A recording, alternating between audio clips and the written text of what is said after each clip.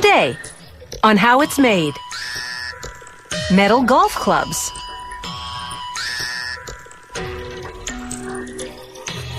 Waffles. Custom wires and cables.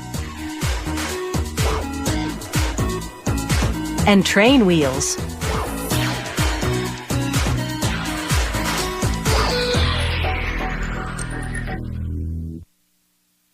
Golfers use different types of clubs for different types of shots. Woods for long-distance shots off a tee, putters to gently roll the ball into the cup, and irons for everything in between. That's why in golf, choosing the right club for the shot is a key part of the game strategy.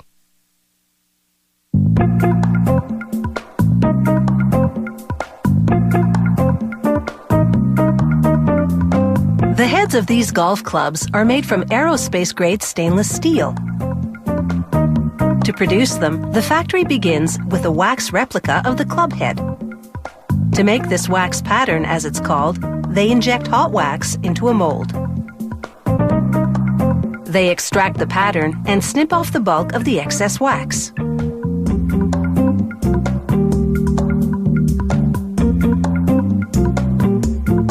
Using hot wax as an adhesive, a robot joins several patterns to other wax parts in the shape of gates and runners, the term for the channels that guide molten metal into the casting mold. Then the robot dips these patterns into liquid ceramic material 4 times, with a shower of silica sand in between each coat.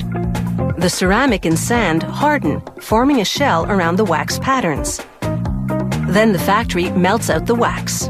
The shell is now a mold with which to cast the metal club heads. On the casting floor, a furnace heats steel bars to 1635 degrees Celsius, well beyond the melting point. Meanwhile, another furnace heats the molds to 980 degrees Celsius. This burns out any remaining wax. It also fires the ceramic, making it strong enough to withstand molten metal. The pouring technique is critical. The metal must flow at a consistent rate to prevent the formation of air bubbles. After 5 hours, a pneumatic hammer breaks apart the mold.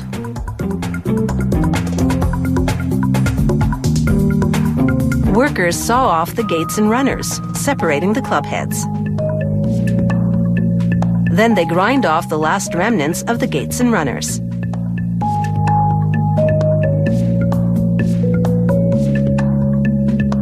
A turntable runs the club heads through a sandblaster, which gives the metal a particular finish.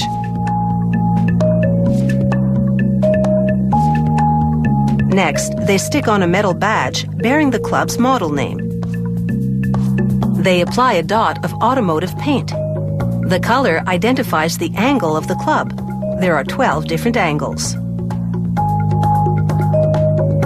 Now they line the neck of the club head with epoxy. Then coat the end of the shaft with epoxy and slip it into the neck. A pneumatic hammer pushes the shaft in as far as it can go. The shaft is made of either extruded steel or carbon fiber. Now it's time to work on the shaft. First, they cut it to the right length, depending on the model.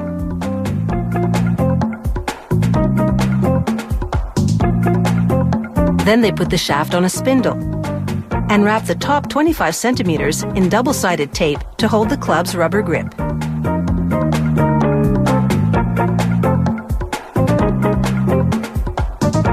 They lubricate the tape and the inside of the grip before sliding the grip over the shaft.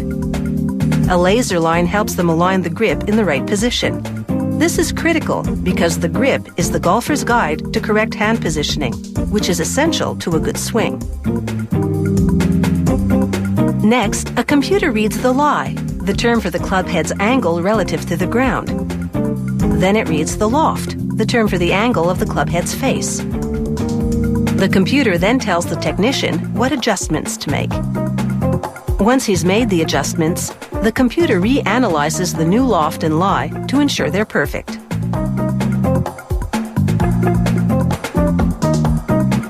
Finally, the golf club goes for a weigh-in. The scale shows that this club needs another 18 grams to bring it up to spec. So they affix an 18-gram weight made of thermoplastic and metal. Actually, it weighs slightly less than 18 grams because they factor in the weight of the epoxy glue. It's this type of precision that ensures these golf clubs fit the quality specifications to a T.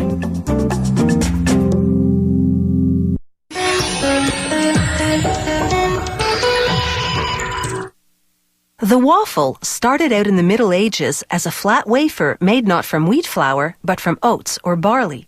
As its popularity spread throughout Europe, many variations of shape and recipe developed. The introduction of leavening ingredients gave rise to the fluffy honeycombed breakfast cake we know today.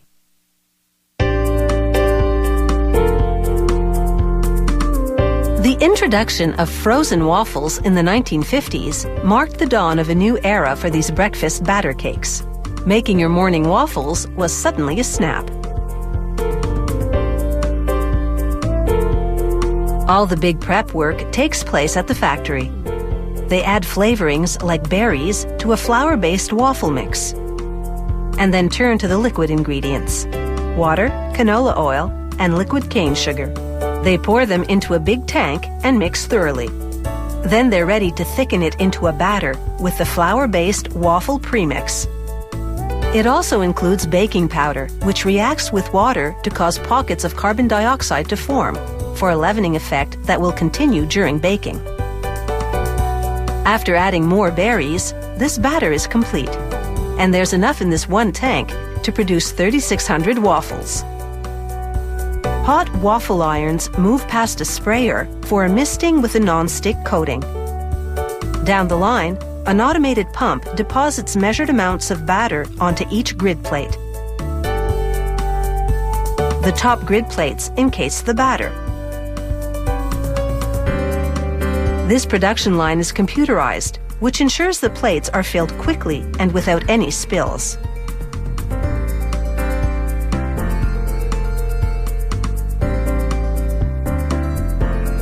As they move towards the oven, the waffle irons rotate, allowing the batter to reach all the crevices inside. They now move through a long gas oven. It takes about 2 minutes for them to cook. They emerge from the oven piping hot, where a machine called a picking drum removes them from the irons. As the picking drum revolves, needles grab the waffles and pull them off the hot grid plates.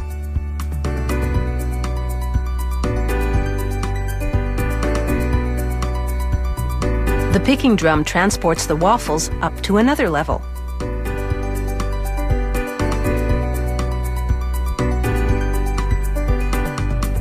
The needles retract, transferring them to a series of conveyors.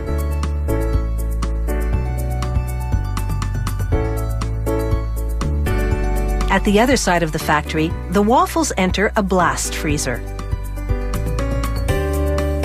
The temperature inside is -7 degrees Celsius. Fans blow frigid air onto the waffles as they spiral through the freezer. It takes just 20 minutes to freeze and preserve these freshly baked waffles. The frozen waffles now merge into lanes to be sorted for stacking. A kind of trapdoor system releases them 3 at a time to grippers that move them onto a conveyor.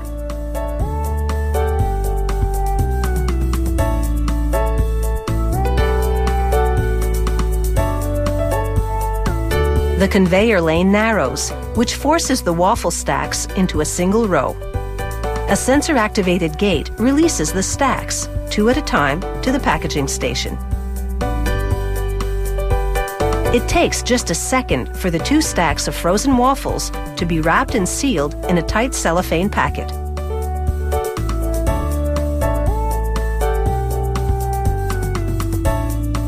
Then it's into a metal detector.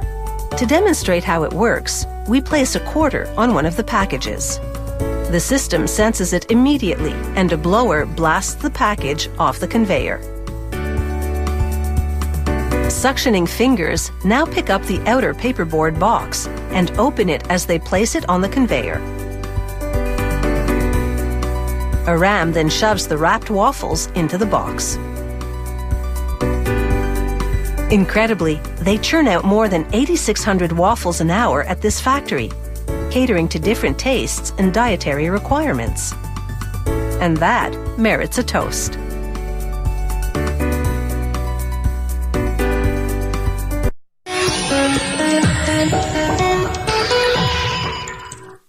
Much of today's high-tech equipment requires specialty wires and cables. From stage lighting to medical devices to robotics, wires and cables have to be custom designed and expertly manufactured to perform in a specific way and withstand various environmental conditions. Cables can be designed to withstand high temperatures or perform special functions, such as sensing pH levels or proximity to objects. At the heart of a cable are electrical wires, called conductors. A conductor begins as a bare copper wire. This extrusion machine coats it in plastic. Chilled water solidifies the plastic around the wire as insulation. This isolates each wire from its neighbors. Every conductor passes through a machine called a spark tester. It runs current through the conductor to ensure the insulation is flawless. If there's even the smallest break in the insulation, the machine will sound the alarm and locate the spot.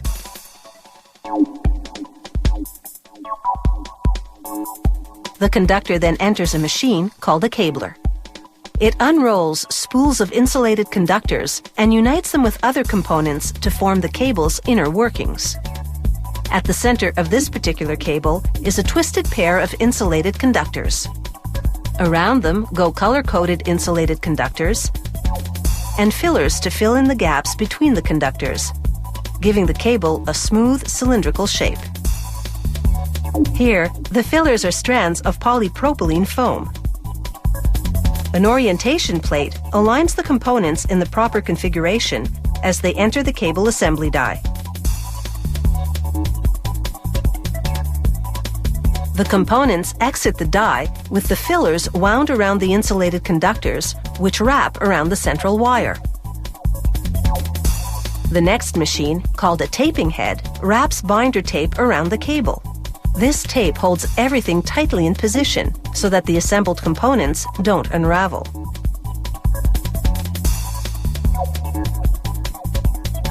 This is a different type of cable assembly machine. Like before, all the insulated conductors unroll from their reels and travel through the holes of an orientation plate. Dies divide the 6 conductors of this cable into 3 groups of 2, twisting the conductors of each pair together. The machine then wraps each twisted pair in a shield made of aluminum-coated polyester. Shielding eliminates what's known as crosstalk, signals interfering with each other. The next die joins additional wires that don't need to be shielded to the shielded ones. Then everything gets twisted into one cable. Then a final twisting, seen here in slow motion. The actual speed is 1,000 revolutions per minute. The next machine wraps tissue paper around the cable. Then an extruder applies a jacket made of a plastic and rubber compound. The tissue paper acts as a separator, preventing the jacket from sticking to the cable inside.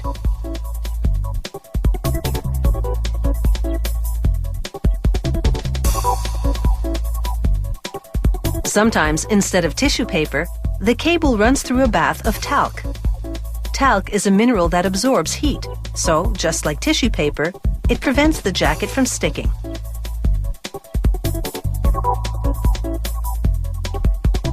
Once again, as the cable exits the extruder, chilled water solidifies the molten material into a jacket. A wheel with raised lettering imprints the manufacturer's name and technical specifications into the jacket. Certain jacketed cables need a braided shield to eliminate electrical interference. This machine has 48 carrier spools. each of which holds 10 wires made of tin-plated copper. As the jacketed cable moves upward through the machine, the spools move in a programmed pattern, weaving the shield around the cable.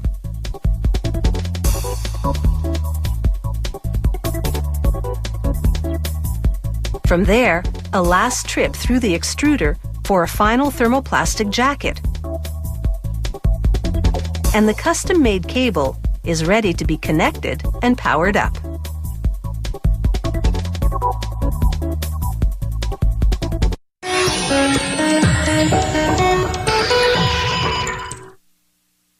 Train wheels are used on rail cars around the world. Passenger trains rely on them to transport people. Freight cars depend on them for hauling products. And the locomotives that pull these trains and freight cars count on them to keep people and products moving smoothly.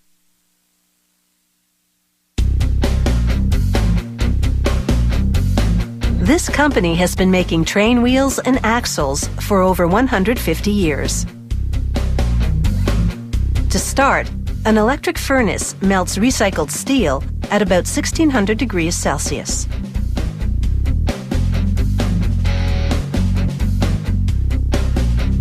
A gigantic bucket transfers the liquid metal into what's called a mold pit.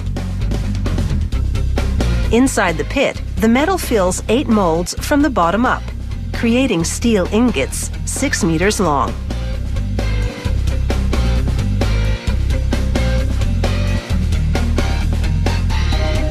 A bandsaw cuts the cooled ingots into sections called wheel molds. Each mold weighs about 450 kilograms. To prepare the molds for forming into train wheels, automated machinery loads them into one door of this rotary furnace, and they exit the other side at some 1300 degrees Celsius.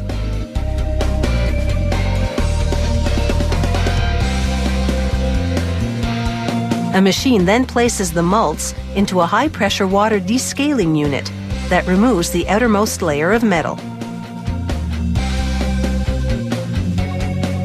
A press then squashes each mold like a marshmallow with 9,000 tons of pressure, forging it into the rough shape of a train wheel.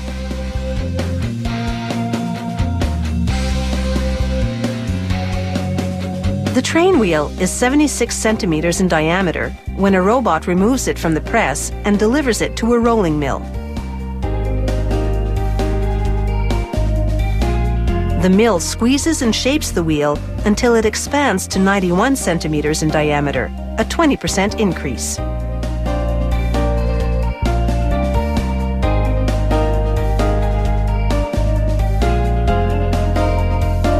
The train wheel then enters a final shaping press that punches out the hole where the axle will go. All excess material goes back to the melt shop for recycling. After heat treatment, a machine sprays the outside of the wheel with cold water, which hardens the steel. Next, they machine the rim of the wheel and the axle hole. A worker then ensures they meet all specifications.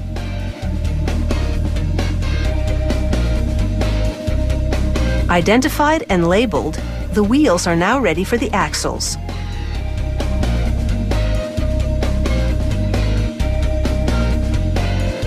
Axles start off as steel ingots that a manipulator feeds into a rotary forging machine.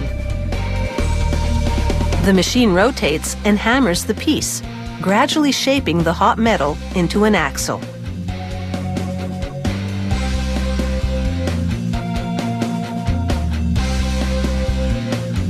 The manipulator and the forging machine work as a team, ultimately shaping the axle to the required diameter and length.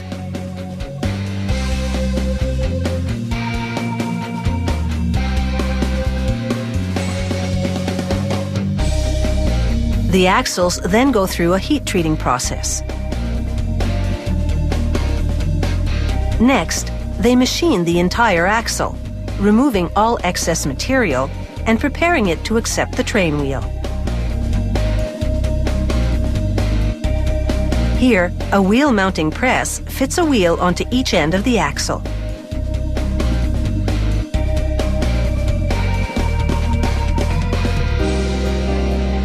A worker lubricates the axle and attaches a bearing.